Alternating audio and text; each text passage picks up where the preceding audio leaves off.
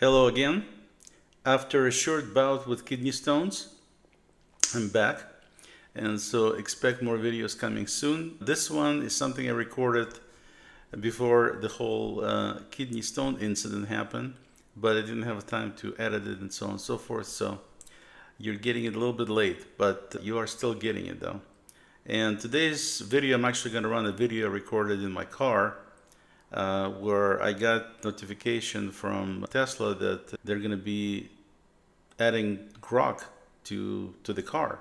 And I'm like, wow, I can have an LLM in my car without reaching out for my phone now. And so I tried it out, and it's actually very potent from a few little experiments I've done. It is cool to be able to just push a button and then talk to AI, basically hands-free.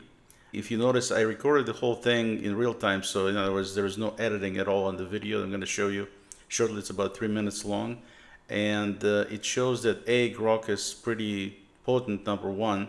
Number two, it shows that the latency on it is one of the best out there. I think the perplexity voice mode is a little bit better, but not by much. I mean, it still does a great job, I think, with the voice mode. And it's great to be able to drive and ask any questions from an LLM and get the answers, and it's very useful. So anyway, without further ado, here's a video I recorded after doing a download of the latest updates on my car. Can you do this with your car? You can with Teslas. And now my Tesla has AI built into it. I didn't buy it this way 3 years ago. Nobody even talked about AI 3 years ago, but now my car has AI. Progress in action. Here's the video. Okay, so we're driving today. As you can see, I'm in my Tesla, and I'm going to a place called the Third Culture Coffee to meet my sister and my niece for lunch. And I'm trying to figure out exactly what this place is like. So I'm going to push a button here. Grok comes up. Hi, can you tell me something about the Third Culture Coffee in Bellevue? Hi there. Third Culture Coffee doesn't actually have a location in Belgium, but they're No. blending. I'm talking about Bellevue, Washington. Oh, my bad. Third Culture Coffee in Bellevue's at 8100 and 2nd Avenue Northeast. Open 7 a.m. to 6 p.m. weekdays, till 7 on Fridays and Saturdays. No, I just want you to tell me, give me some of what do the reviews say, what do people say about this place, and what's good at this place to eat?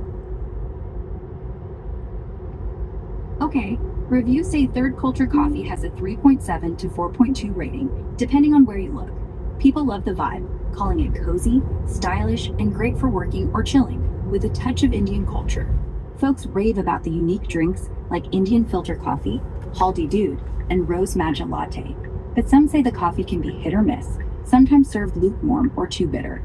Food-wise, the avocado toast and kaya toast with lemon coconut jam are crowd favorites, and the pistachio rose cake gets mixed reviews. Some love it, others find it just okay. It's a bit pricey, but the global menu and ambience keep people coming back. Hope that helps you pick something tasty. Okay, is there a better coffee place around there that you'd recommend? Dope Coffee Bar is a top pick. 500 Bellevue Way Northeast. Open 8 a.m. to 7 p.m. today. Reviews say their espresso drinks are fantastic, with a warm, vibrant vibe and divine toasted milk chip cookies. People love the fairly priced, high-quality coffee and tasty baked goods. It's got a 4.4 rating, higher than Third Culture's, and locals call it a must-visit for a cozy caffeine fix.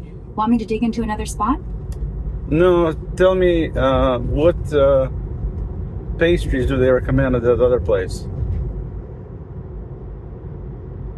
At Dope Coffee Bar, people rave about the chocolate croissant, twice-baked almond croissant, and passion fruit vanilla bean panna cotta. The chocolate croissant gets praised for its flaky, buttery, chocolatey goodness, while the almond croissant is a heavenly repeat order for many. The panna cotta is a standout dessert, with folks loving its smooth texture and unique flavor.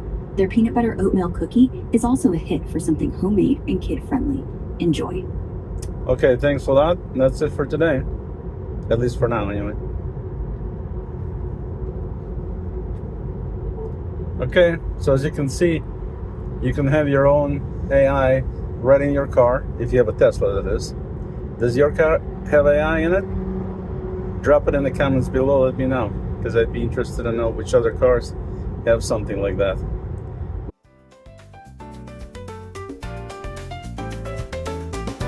Don't forget to like, share,